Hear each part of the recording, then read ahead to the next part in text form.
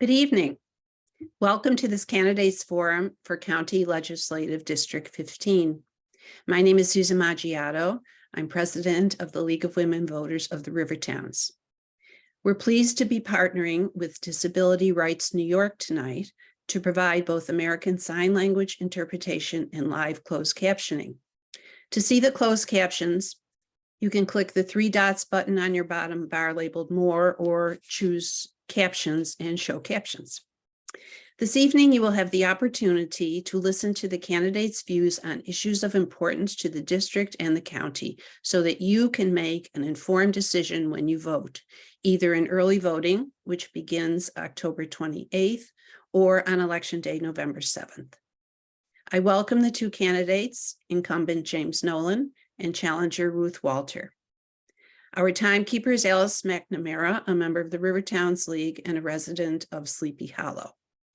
Our moderator is Alice Tenney, and in keeping with league policy, Ms. Tenney is not a voter in the district. She lives in the town of Mamaroneck and is a member of the Larchmont Mamaroneck League. A word about the League of Women Voters. I'm sure you know the League is a voter service organization, and indeed we are. That's been our mission since our founding in 1920 after women got the right to vote. But we are also an advocacy group. We lobby our legislators on public policy issues, whether at the local, state, or national level. How do we arrive at our positions? By member study and consensus. Our positions represent the views of our members.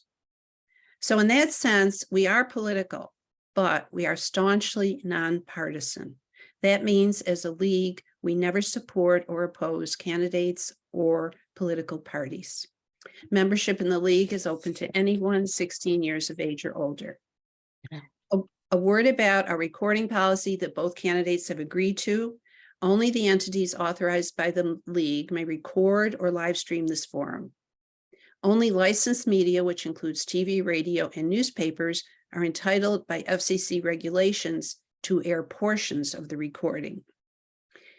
Anyone else who broadcasts or streams the recording must do so in its entirety.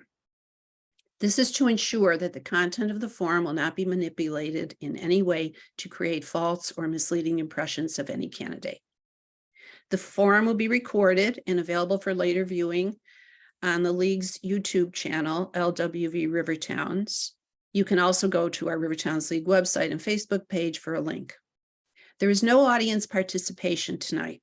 The questions the candidates will be answering were all submitted by members of the community, either at the time that they registered or by email to the League. A committee of League members met to review the questions, and our role was simply to organize them and in some cases combine questions on a similar subject to include as many as possible. And with that, I will turn the meeting over to the moderator, Ms. Tenney. Good evening, and thank you, Susan. Tonight's forum will follow the League's traditional format, beginning with an opening statement from each candidate, followed by a question and response period, and finishing up with closing statements from each candidate. The order of the candidates' opening statements has been determined by lot. The reverse order will be used for the closing statements. Opening and closing statements are not to exceed 1.5 minutes. After closing statements, I reserve the right to grant a rebuttal if it is deemed necessary. Further rules: the candidates will not interrupt each other or the moderator during the forum. As moderator, I reserve the right to pause or, if necessary, halt the proceedings to enforce the ground rules and format. And please note that the candidates have not been provided with any of the questions ahead of time. Finally, except for the time limits, the only restriction on candidate statements and answers is respect and civility. Audience questions have been, as Susan said, collected prior to tonight's forum. I will address each question to each candidate, after which the candidate may take up to 1.5 minutes to respond. Our timekeeper will be visible on the screen and will alert the moderator and the candidate when 30 seconds of time are remaining, and then again when it is time to stop. The candidate will be able to to finish a sentence once he or she has started. Candidates are allowed 2 rebuttals over the course of the evening, and rebuttal time is limited to 30 seconds. There will be no responses to rebuttals. Please note that Election Day this year is Tuesday, November 7th. Early voting begins October 28th. If you're, sorry, I apologize. And to find your polling location, a list of the candidates and anything else that you might be concerned about, please visit vote411.org. And with that, we will begin with the opening statement from Ruth Walter. Thank you so much to the League of Women Voters, Rivertowns, for this event tonight. Thank you to my opponent and to the viewers for tuning in to this important debate about who should be the next county legislator representing District 15. My record is strong. I served in this position in 2020, and I worked on things like COVID information and small business support. We had a pandemic, a once in a 100-year pandemic, and we were scrambling to make sure people saved their businesses and their lives and their health. And then as we started to come out of COVID, we made sure that people had vaccination information, and we've started to rebuild back from a very devastating event in our county's history. My record is strong. I served on 6 different committees. I was on 2 advisory boards, and I was the co-chair of the labor subcommittee. I worked on gun violence prevention, the environment, and I definitely am eager to get back to the work that I wasn't able to finish in that last term. My bio is I'm a small business owner, a mother. I'm the wife of 29 years this year to a great guy from Scotland. And I'm really eager to recognize the civic community engagement that I have in this community, from the Foundation for Yonkers Public Library to the Bronx River Reservation Conservancy Board. I'm eager to get back to work. Thank you. Thank you. James Nolan, I'm sorry, pardon me. Thank you, everybody, and I appreciate everybody joining tonight. I am Legislator James Nolan. I am in my first term as County Legislator for District 15, Yonkers, Bronxville, and now a part of Westchester. As I have served on the Board of Legislators, I have served as a minority whip and the one Republican. I like to make sure that we give both sides of an argument that I have many times for a sensibility. And during my first term, I have successfully done quite a bit. A little bit about myself. I am a sanitation worker for the city of Yonkers. I am a proud husband and father of a 9-month-old, and I work every single day on both jobs. I serve the city of Yonkers and I serve Westchester County. I have gone above and beyond. There are things that I've done in my first term that I'm very proud of, such as funding our police, fighting zoning issues, just dealing with quality of life issues. Every day it's something else. A broken sidewalk that we got to get to the municipality to fix. We have trees that are falling apart, and we deal with it. We deal with many issues, and I'm very proud of it. I'm very proud of my record. I have a very strong record, and I look to continue my role, and I look to continue my work, and I'm looking forward to it. Thank you. Thank you. Okay. We're at our first question. We'll start with Ruth. What do you think are the main issues facing the county, and what makes you uniquely qualified to tackle them? Thank you so much for that question. So if you look at the endorsements that I have had this year and last term, endorsements from New York League of Conservation Voters, we just went through another huge storm, not as damaging as Ida in 2021, but we have a flood mitigation emergency in this county.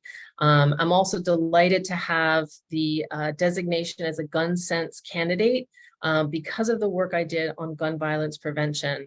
And finally, we know that we have to look at public health, not just COVID, but also things like lead in drinking water, PFAS, And it's really important to recognize that the Republican Party is trying to take away rights in New York State for women to access reproductive care. When I was a legislator, I worked on Black maternal health, and we are looking at laws across the country by the Republican Party that is going to increase maternal death and the loss of fertility for millions of women. My opponent voted against the Safe Clinic Access Bill, and he said that the pro-life people felt canceled. And I'll tell you, 6 days after the Dobbs decision, Mr. Nolan, the pro-life people were celebrating, but the rest of America was not. And we need to make sure that these local laws now, we used to say that choice was not a local issue. It is now, because the Republicans are going to go after New York State protections, including gun violence protection. Thank you. I would like a rebuttal, please. Well, you have the same question, actually, too. So why don't you first answer that same question? Do you want me to repeat the question? No, I know the question. Okay. Thank you. So we have a crime issue. The bail reform on the New York State level has made it very difficult for people to even feel safe or walk on our streets and not be assaulted or even worse. So crime has always been an issue. We need to make sure we fund our police. We have a failing infrastructure, and that infrastructure has been a priority to me since I've been elected. Quality of life issues. Every day I deal with different things that come my way. We have affordability issue that, there are quite a few Democrats in this board of legislators that feel that we could just spend.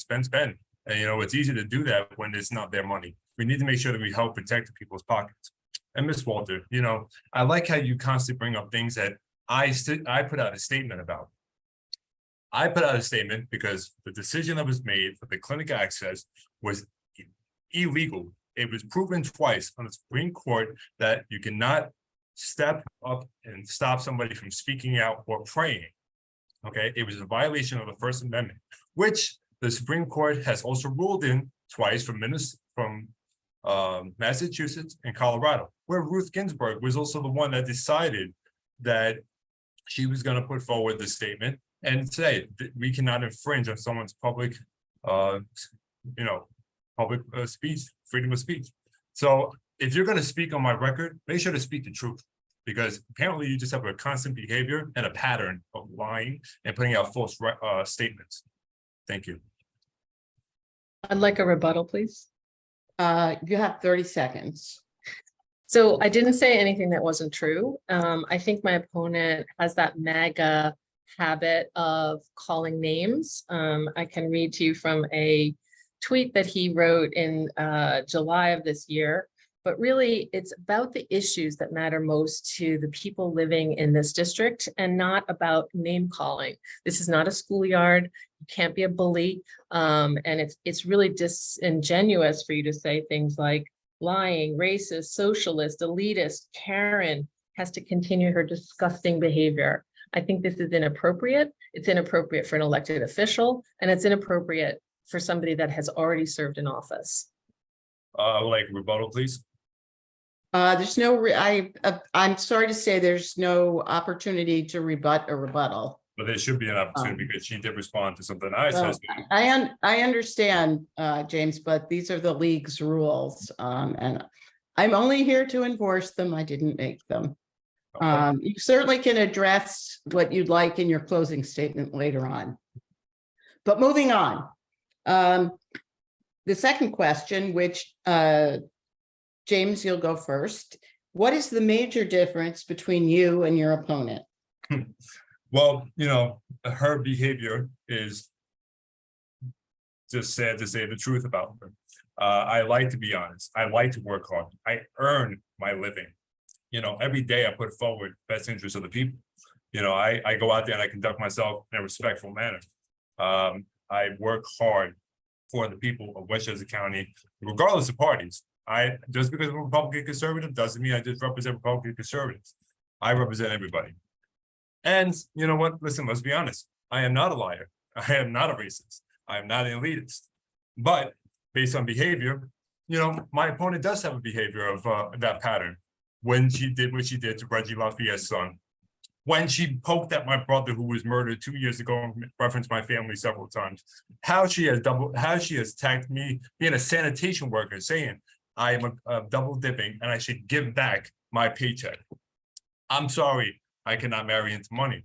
I'm sorry, I cannot live in a multi-million-dollar home, but I am not sorry that I work every single day for my family, for my community, and for my district. Thank you.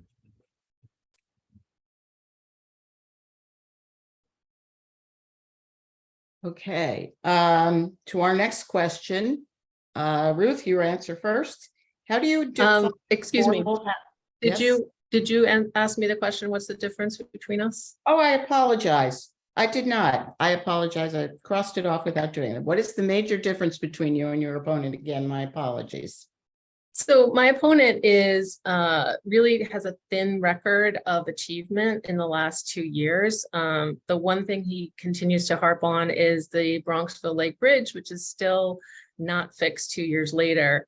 But when you look at his heroes, the people that he looks up to, Ron DeSantis, Lee Zeldin, Mike Lawler, Donald Trump, these are not the heroes of the majority of voters in this district or in Westchester County. There are 17,500 Democrats in this district and only 10,500 Republicans. And I'm appealing to Democrats, unaffiliated, and non-Trump Republicans to return me to the seat so that I can do the work that the people really want. They don't want the name calling. They don't want the distraction and the constant criticism. I mean, Mr. Nolan can't say it's Wednesday without criticizing me. Everything he says is a criticism of me. And by the way, Rob Astorino left all the parks in ruin, including Lenoir Preserve, and he kept Spring Ridge Pool closed for 7 years. So if that's your hero and you were out campaigning for him, Mr. Nolan, I'm not sure how you can take credit for the George Latimer administration who is fixing the Bronxville Bridge and who opened the Spring Ridge Pool. I would like a rebuttal, please. Just warning both of you that you each only get 2 rebuttals through the whole debate. But if you would like that, James, go right ahead. Okay, well, let's talk about a little bit of history about the bridge. When Sandy occurred, Ms. Walter was a legislator in 2021. When I stepped into office in January, there were no plans in place because she was too busy trying to fight to keep her seat. When I stepped into office, I went to the county executive in a bipartisan manner because that's what it's about. And I asked, I need this bridge replaced for the constituents of Westchester County that I represent. With that being said, the plans were approved in April. So originally, this bridge was washed out under her term. I had to clean up the mess once again for Ms. Walter because she was too busy with her political agenda. And you know what? You want to talk about, your idols? Let's talk about Jamal Bowman. It says stop. It says stop.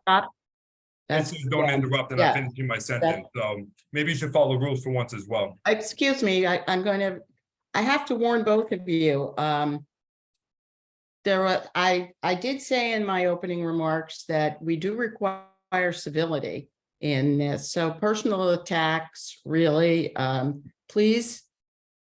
Hey, listen, let's be honest. Don't just limit them, please eliminate them. National politics. My opponent constantly feels he's running for Congress and not county legislator. So excuse me. Let's keep it national. We also reserve the right to cut off your microphone. Okay. If you interrupt. So please, let's lower the tone here.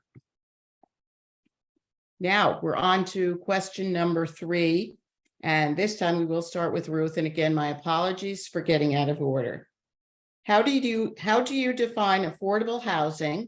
And what can the county do to encourage affordable housing and increase the supply?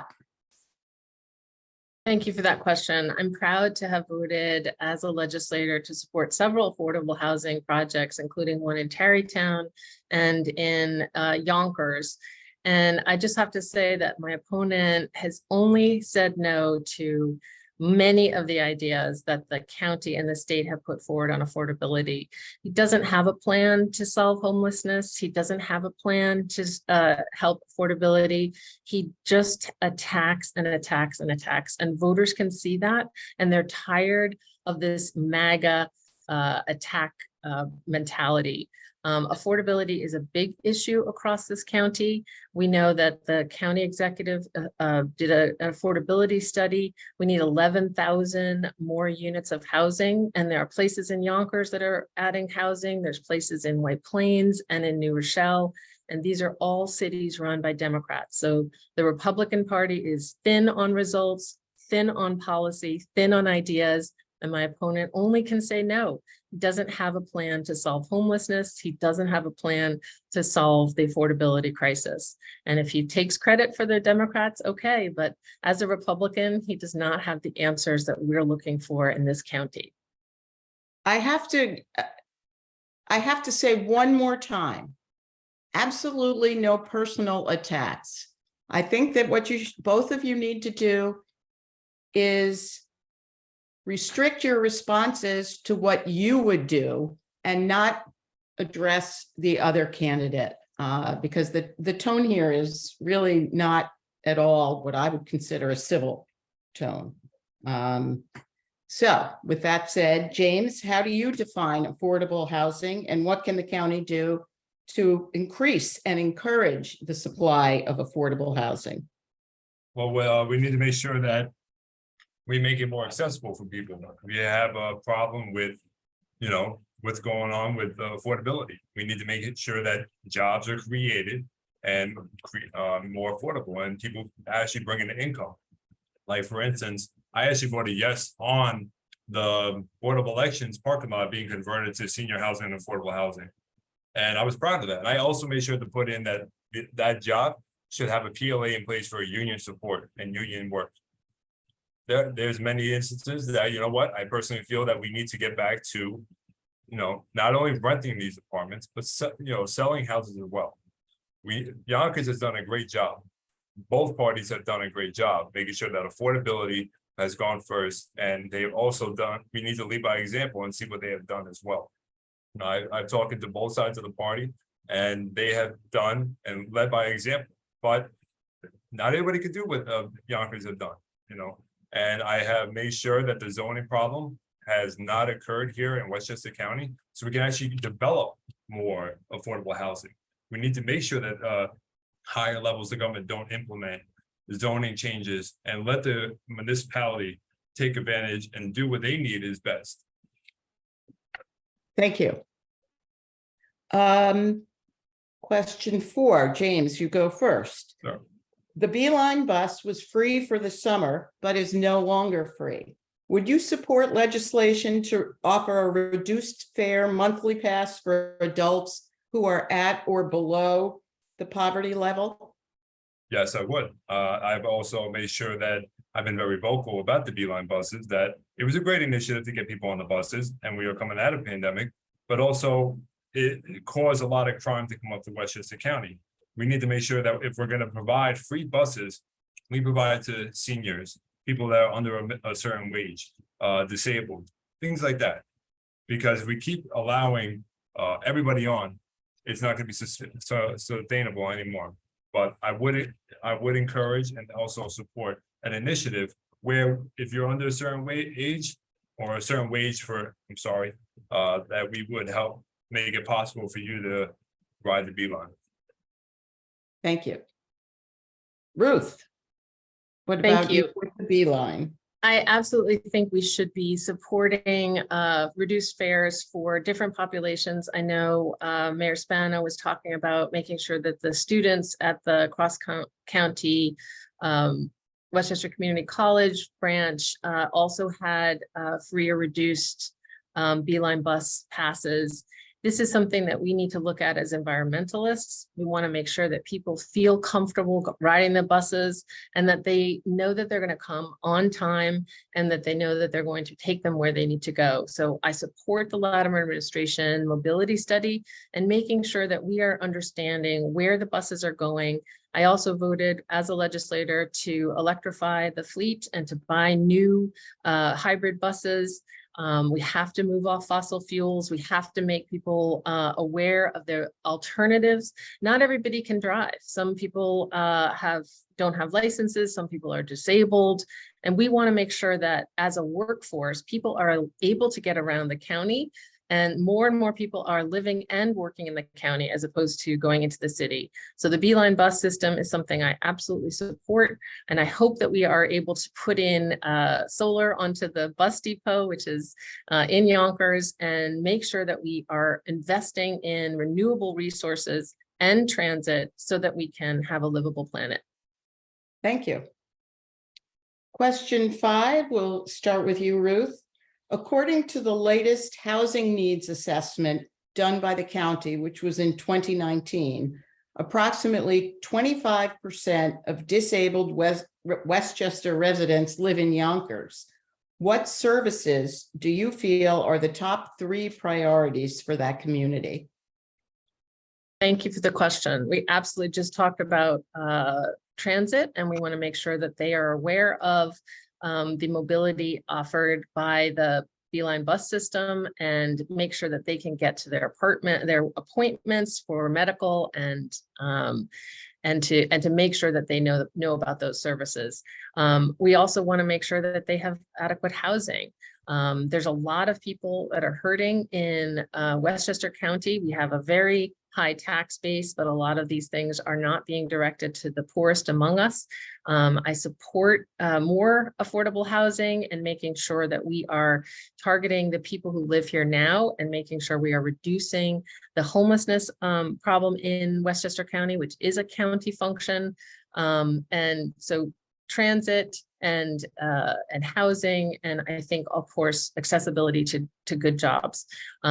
They just had a disability job fair at the county, and we want to make sure that people know that if they're looking for a job, there are employers who will make those accommodations and have a good relationship with the disabled who want to work and are able to work in different kinds of industries. Thank you. Thank you. James, would you like me to repeat the question? Sure. According to the latest housing needs assessment done by the county in 2019, approximately 25% of disabled Westchester residents live in Yonkers. What services do you feel are the top 3 priorities for that community? Well, we need to make sure that every possible building or entryway for that type of population is ADA compliant. These buildings need to be brought up to code. We need to offer initiatives to make sure that they are up to code to help them with the cost of things. We need to make sure that transportation is very helpful and very accessible for them. I have actually started creating a law, and I'm working on it now, that will allow commuters, especially people disabled, to access wheelchair accessible Lyft and Uber rides. Now, as a mandator, Westchester County doesn't have that, so we can't put it forward. So if somebody wants to get an Uber or a Lyft for ride sharing, they cannot access a handicap accessible vehicle. New York City does. So after attending an ADA meeting, I went to the Board of Legislators, and I am working on this idea right now in this plan, because we need to make sure that everybody that is in need of access to ride sharing or wherever they have to go for their doctor's appointments, shopping, to go see their families, they have that accessibility. And, we need to make sure it's affordable. We need to make sure that people can afford this. We should be implementing initiatives for people to be able to live the life they want. We need to make it easy for them. And I'm all for that. Thank you. On to question 6. James, you go first. As both of you mentioned earlier, flooding in Lower Westchester is getting worse as major storms become more frequent. What do you think is the responsibility of the county for protecting residents against intense storms and flooding? Well, with this, it's been a problem in my district before I was elected for years now. We need to look into different projects. The Bronx River is a big issue in my district. My District 15 has seen quite a bit of flooding, especially the other day on Friday. We need to look into making sure that we can dredge the Bronx River, but we also need to make sure that we can treat the soil that we're taking out of there. We need to make sure that we look into projects such as more flood mitigation, but also put the work forward, because there's many times that mitigation plans go forward and no work is conducted. For instance, on the Bronx River, The pipe is the same level as the water when it starts to flood. No more water can back up, can go out. And, there's different things. We need to make sure that around drain pipes, they're clean. I have a record of when a storm is about to come or after it has already happened, and we go out and clean the catch basin. We clean the drains. We send our crews out to inspect how to make it easier. So for instance, on Amsterdam Avenue, in Yonkers and Armadillo, I had a crew go out, clean out the catch basin and the drain. They also blacktopped it. They cleaned out the weeds. These are small things that help. And during that storm the other day, it worked quite effectively. It started backed up a little bit. All we had to do is clean the drain and went right down. That saved a huge amount of flooding on the Bronx River that was already taking place. So there's small projects in place that we need to make sure we take advantage of. Thank you. Ruth? Thank you for the question. And I've been talking about flooding since 2017. And just to correct my opponent, it was not Hurricane Sandy, it was Ida in 2021. That was the problem. Sandy was in a lot earlier, 2011, I think. So what we have here is a river that has been built up around, and we have climate change that is bringing more dramatic and destructive storms. We keep seeing the 100-year flood coming more and more rapidly, and the Bronx River needs attention. That's why I'm on the Bronx River Parkway Reservation Conservancy, because there are hydrology experts that we need to look at how can we protect our homes and businesses. And it isn't just along the Bronx River. It's not just East Yonkers and Bronxville and Tuckahoe on the side of the Yonkers side. It is Round Hill Avenue in Westchester Hills. There are people who have flooding in their basements. So this is not just a drainage issue. It is about climate change and about adaptation to what we're looking at for the future. Now that the sun is out, a lot of people have forgotten, but I am not forgetting. And I've proposed things like bioswales and making sure that we have containment so that the rivers don't get so destructive and so overflowing. So it's important to elect somebody who cares about climate change, who has plans in short and long term. There's infrastructure money that's coming from the Bond Act at the New York State and federal level with the Inflation Reduction Act. We need that money here. Thank you. Question number 7, Ruth first. Do you have any ideas about how we can increase protection for victims of both forced labor and sex trafficking in the county? Yeah, that's a great question. We know that women and young people of both genders, all genders, are being trafficked right beneath our noses. We need to have school reporting. We need to have hotels reporting. We need to make sure that Mimi Roca, as the DA, is aware when we have a suspicion. And really, there are trainings that can be put into place and are put into place working with people like Hope's Door and My Sister's Place to really look at the intersection between trafficking and domestic violence, and training our police officers, training our first responders, teachers, so that they understand that there are young people and adults who are being trafficked right beneath our noses. It's important to have a community that is aware of what's happening and is looking for solutions. And again, when I was a legislator, I served on the Families Task Force. We really have to know that there are people around us who need our help, and make sure that we have that outreach, especially in different languages. Yonkers is 79 languages, 150 different countries. We have to make sure we have interpreters and people that understand when people are going to court, that they have somebody at their side, and that they can get away from the abuser or the person that is trafficking them at a safe house and a safe place. Thank you. Thank you. James? Well, like I said, like I've always gone on, we need to make sure that we fund our police departments. We need to make sure that we have laws in place that actually holds these type of people accountable. What's happening now is there's many times where there is accusation or something that comes forward, and because of laws that are in place up in Albany, they make it very difficult to hold people accountable. They ask for more discovery. This is a problem. We need to make sure that our upper level government in Albany hears us with this. But also we need to come down and we need to make sure that we properly trained social workers, DSS workers, school teachers, so everybody. Police departments, they know, probably somewhat better than a lot of people. We need to make sure that firefighters, EMS workers, when they go into a situation, what the signs are to look for. These are the type of things that, training is always key. There needs to be more accessible training, and we should look within our county to always talk about different ideas, what we could do to help all types of levels of government move forward together to combat this horrible crime and situation and go after the people that conduct this. Thank you. Question number 8, James, go first. As electric cars are becoming more prevalent in the county, do you foresee a problem in making up lost revenue from gas pump taxes? I apologize. Yes, I do. And the problem with that is, we're going more electric, but what's happening now is the lithium batteries are exploding. For almost a year now, I was focusing on this and working with the fire departments and the fire advisory board to come up with legislation. And then actually the 9th floor beat me to it. I've been very vocal. We can go back to a meeting 2 weeks ago where I sat in there and I had a number of questions and ideas lined up that the lithium batteries that are put into these vehicles, if they're refurbished, they are going to explode sooner or later, and they burn a lot hotter than a usual battery, a usual fire.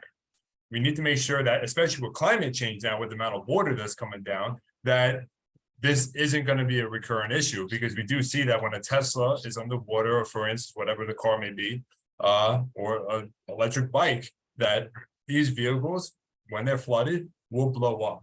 So it is a problem on a financial standpoint, but it is a problem with safety as well. And we need to make sure that we look into that. And like I said, I've been very vocal about this issue, and we need to make sure that we address it. And we're moving forward with legislation, and it is implemented, and it's going to be implemented.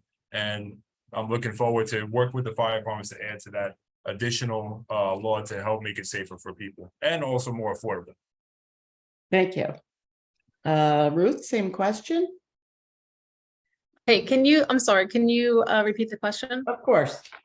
As electric cars are becoming more prevalent in the county, do you foresee a problem in making up lost revenue from gas pump taxes?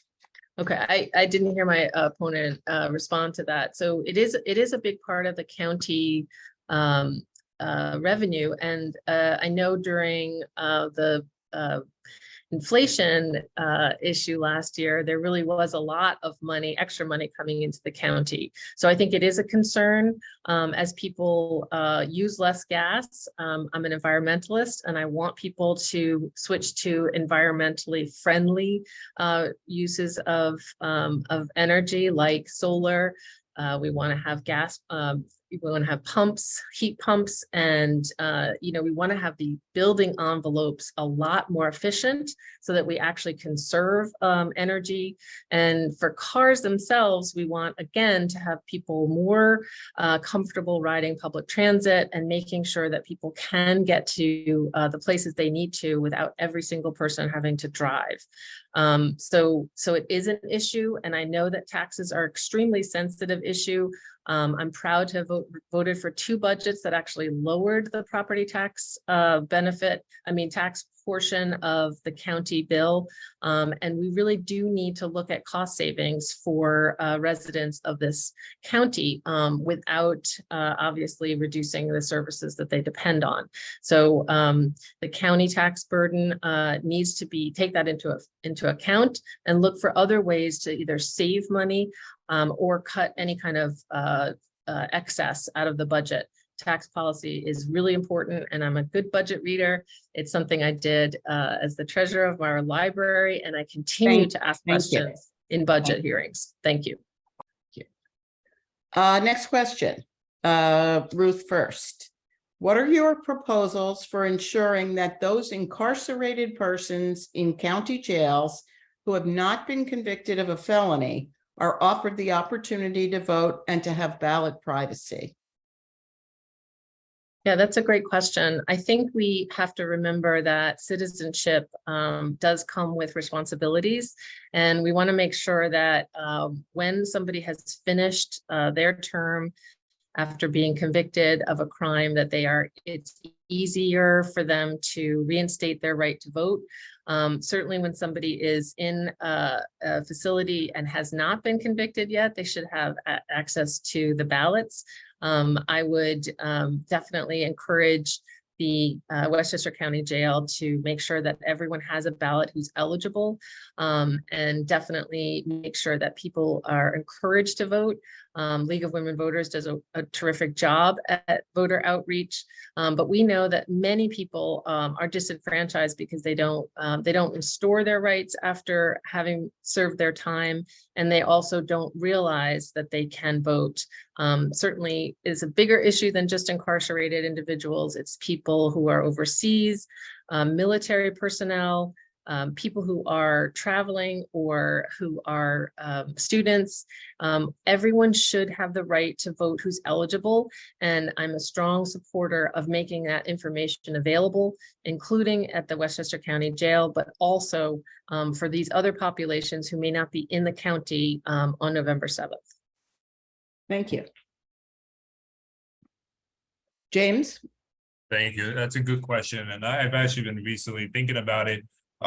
We should look at different ways to make sure that they are responsible voters, but also responsible to know that, you know what, if you're released from jail after you do your crime, and we should wait till the end of your parole period, because there are many situations where people are out on parole and they're repeat offenders. If it's, they have a 2-year parole and they're going back in 3 months, we should wait till their parole period is over, and then we should look and let the parole board determine if they should have their voting rights back.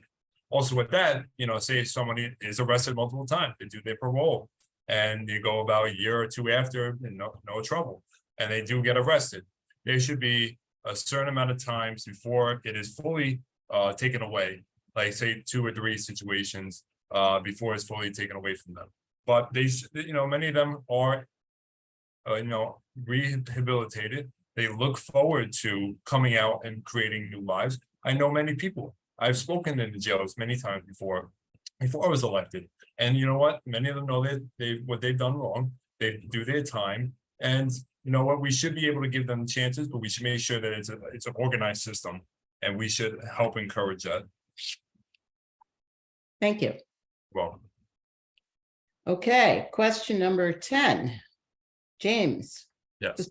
Besides flooding, what are the biggest environmental challenges facing Westchester? And do you have any proposals for dealing with them?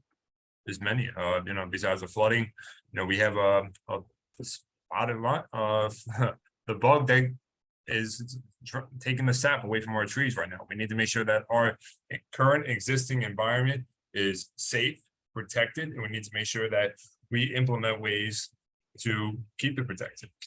I have also been certified as a green superintendent when I was a member of 32BJ, where there are a number of systems we can implement, such as putting bushes and trees and gravel up on a roof to reduce the electricity that's put into the building for the electricity or for the AC system. This also reduces stress in the building. There are many ways to help this. And I'm a big, I do everything I possibly can when I'm at the board to think of different ways to implement, environmentally safe and protected ways of, the buildings could be built. But, there are many ways that we can, and I'm always open to ideas. If something I can't think of it now, and if someone explains it to me or comes to me and says, hey, listen, this will help protect our environment, I'm all for it. Thank you very much. Thank you. Ruth? Yeah, that's a great question. And as the recipient of the New York League of Conservation Voters endorsement, I know that there are many things that environmental groups are working on around Westchester County and around New York State. Specifically, the wastewater treatment plant in Yonkers is operating. It's the reason we can build big buildings. We need a wastewater treatment plant, absolutely, but there are innovations around the world where we can capture some of the heat that's coming into the buildings, as well as make sure we're not off-gassing and burning that methane. There's a new park that's going in. It's really exciting for Yonkers, but the residents of Ludlow really need to have this issue addressed by the county and make sure that the county is the best neighbor they can be. I'm also really concerned about insect habitat loss. And when we talk about bioswales, we talk about restoring native plants. Native plants have longer roots than our traditional lawns. And we have to look at solutions that are looking at our ecosystem as a whole and not just one particular area, one particular drain, one particular neighborhood. It's a whole system. BRAB, which is the Bronx River Advisory Board, I was on, and we talked to all the municipalities along the river. SWAB, which was the Sawmill River Advisory Board, I put money into riverbank restoration. We need to address flooding, but also all the other things that are top of the list for the League of Conservation Voters, which is getting off fossil fuels. Thank you. Thank you. We are moving at quite a clip now, and now we're on question 11. Ruth, you go first. How can Westchester County be a better partner with local municipalities? Yeah, it's a great question. Westchester County in the Astorino administration lost a lot of the planners due to his budget cutting. And planners have a really important role in the county because many of the 45 municipalities don't have the money to hire their own planner. So they often do, they hire a consultant. Well, the consultant doesn't really have the long history that the county planning department has. And the county has expertise and has ways of helping municipalities look at flood mitigation and at complete streets. When I was a legislator, I put $15 million into a complete street fund so that municipalities can partner with the county on improving safety. We just saw some terrible fatalities in Yonkers, Bronxville, where pedestrians were knocked down. We need the expertise of the county to really focus in on safety for our pedestrians, bicyclists, people in wheelchairs. My opponent voted against the red light cameras with no comment. And I really think that with all these tragedies, it's important to not just to accept those no votes without challenging. And he's not issued any statements except about his own issues. I'm going Thank to you. interrupt. No, absolutely no personal statements. Can I rebuttal, or do I have to? I don't think that was a Why don't personal you- statement. I don't think that was a personal statement. I don't agree with his vote. I don't think that's personal. An attack is when you say something bad about a person. He's a legislator and he should be able to defend his votes. That's not personal. Not the way I see it, but James, why don't you answer the question, which I haven't had a chance to do yet, and then we can deal with any rebuttal. How can Westchester County be a better partner with local municipalities? Well, there's many ways, and I've proven that time and time again, such as when I went to the board for the first time ever, Westchester County gave Yonkers Police and Bronxville Police, along with Eastchester, funding for National Night Out. I've done this consecutively for community-based programs to come together in one day, and the county was able to give funding. And I was also able to reach out to a number of organizations I work with, such as the PAL, the YMCA, Little Leagues, to give back the money that was actually prioritized for political agendas to Little Leagues that actually need the money. Like, going forward with Hillcrest, I was able to give them funding for the first time to go to their kids. We need to make sure that the smaller municipalities know that we're accessible. There's a number of things that I have coming up in Eastchester. There's a number of projects I'm working on in Bronxville, such as I'm putting forward in a capital request $200,000 for a clean water initiative in Bronxville. It's because I, as the person, reach out to them. We shouldn't wait for them either. We work for them. We need to go to them. We need to ask, hey, what can I do for my constituents? What can I do to better the lives of our municipalities? And that's what we have to do. We need to make sure that they know we work for them and it's not the other way around. Thank you very much. I'd like a rebuttal, please. Okay, that is your second and final rebuttal. Okay, and I just want to say that during my term as a legislator, we put $330,000 into local community organizations, and that my opponent has tried to take credit for those as they have continued. Excuse me, we're not talking about what our opponents have done. We're That's talking what a rebuttal about what is. we have I'm done. not sure that, have you done that? A rebuttal is when somebody says something I don't agree with, That's what a rebuttal is. Should I not say that I don't agree with what he just said? No, you need to say what you agree with. If I don't agree with something, that's what a rebuttal is. Is Susan on the call? Yes, I am. Can you hear me? Yes. Can you advise this? Because I don't think if I disagree with my opponent, that's a personal attack. He has a record. My values are different. And I don't think I'm attacking him when I say I don't agree with his votes or what he just said. A personal attack is when you say something about a person's actual, if you call them names. Right. Yeah. If you're going to talk about his vote and why you disagree with his vote, go ahead, Ruth. Yes, thank you. So what I'm trying to point out is that, partnering with local community organizations is one of the things that I did. And it's really, I'm glad that my opponent has added a few extra activities, but to take credit for the ones that were in the place before he came into office, I think is not good form. So thank you. Thank you. Finally, last question. James, you go first. Can you please identify 3 policies of the county executive or his administration that you were most in favor of implementing or of removing? Well, I was in favor of voting down the menthol ban, which was targeting minority-based groups, and it will also take away tax revenue. I'm also in favor of the initiatives that we're putting forward and the changes we're making to the IDA to make it more accessible for unions to be labor and on these projects going forward. As a union member, I know how important it is for labor and for quality work to be done on these projects. Every time there was a development that came forward, I made sure to put it on the record that labor needs to be involved. And also last year, after advocating a lot and actually showing facts that they put forward more money into the county police department, they made sure that safety was an issue. And I was happy last year to put in $7 million worth of stuff for the police department, like a new helicopter, like a new ESU truck, the community events that we're putting forward, because that's what was needed. There was a need, and when I spoke up and I advocated and I fought hard, and I also worked across the aisle, because this is what it's about, working across the aisle, not one way or just in the best interest of everyone, yourself, working across the aisle to get things done. And that's what I've done time and time again. And these are the things that I have been proud of. And also, if I can add one more, fighting the zoning change, which was not the county, but above the county, because that would have decimated District 15 of all of Westchester County. Thank you.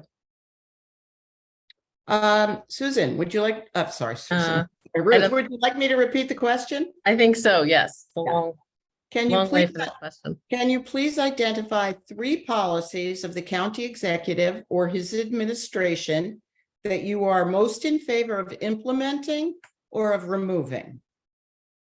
Yeah, so as a private citizen, I am glad to be the chair of the cybersecurity task force at the county level, and I would like to implement that as a legislator after I'm elected in November as a legislative committee, because we talk a lot about police and we talk a lot about funding the police, and I'm in favor of that, but we need a cybersecurity part of the public safety universe. We need to make sure that people's digital lives are being protected at home, at business, and at school. And this is a big issue for our country as a whole. And we need a robust answer at the county level. I'm proud that we have put this task force into place along with the Latimer administration. And I'm really proud of the work that we've been able to do to highlight some of the risks that our seniors are facing when they pick up the phone.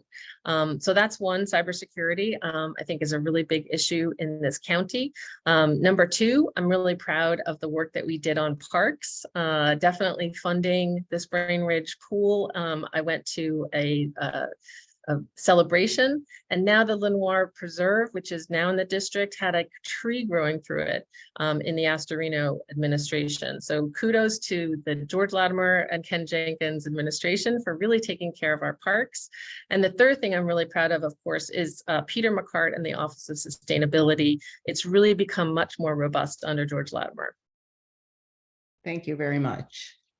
Okay, we have now reached time for closing statements.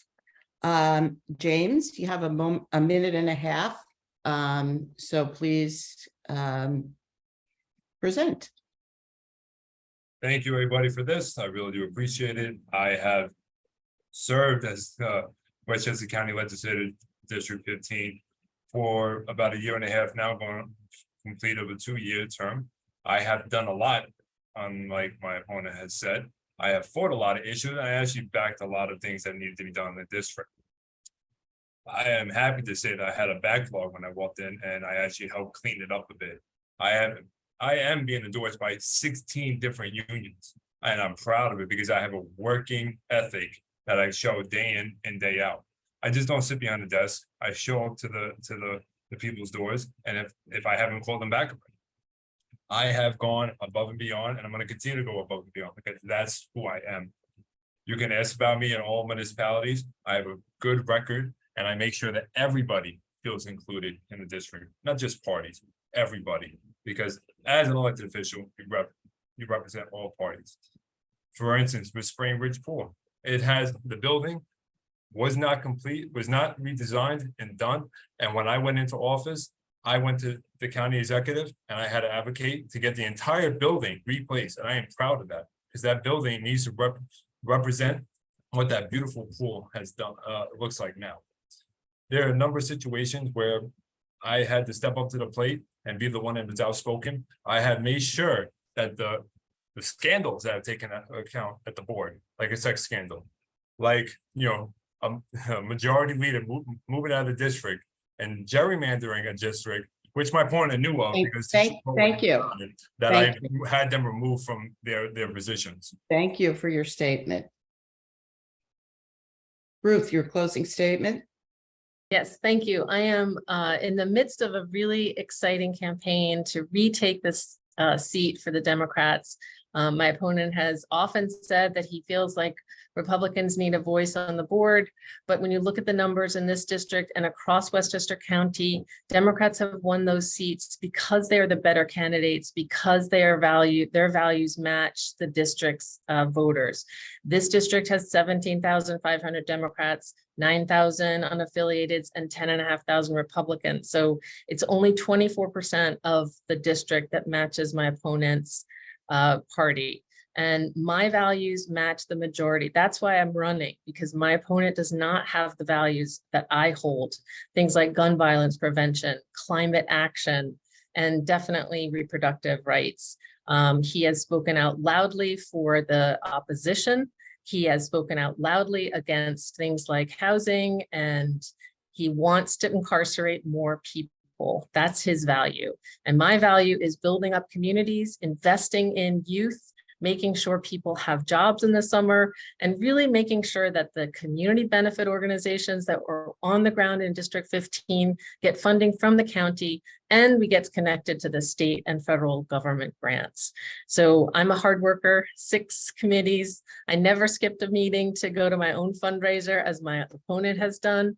And I really do think that our values are different. So voters have a clear choice on November 7th. If you did that from the beginning, Thank you. would have lost. Thank you. James, would you, because Ruth has had 2 rebuttals, if you would like to rebut the last piece, I'll grant you that time. Thank you. Well, I would like to say, since my opponent feels that she is the best qualified, if she was, she wouldn't have lost to me in 2021, and she wouldn't have lost to me now. Gonna lose to me. I have a record because I actually care about the people. I just don't care about showing up and selling and promoting my own business. I'm here for the people, and I've shown that time and time again. I have no problem working across the aisle, and I've done that time and time again. Like I've said repeatedly, she constantly pokes at, gun prevention. Okay, well, you're going to try and fight this argument with a guy, once again, with a brother he lost to gun violence. I have done more on the Thank state you. level Thank than you, you've done on Jake. the county level. Thank you. Thank you. Okay, this concludes our candidate forum for this evening. I want to thank everybody from the league who certainly helped out with this forum quite a bit, including our host, Susan, and our timekeeper, our tech people, and both of our translators. And I want to remind you that democracy is not a spectator sport, and we encourage everyone to get out and vote. Thank you very much. Have a nice evening. Good night, and thank you.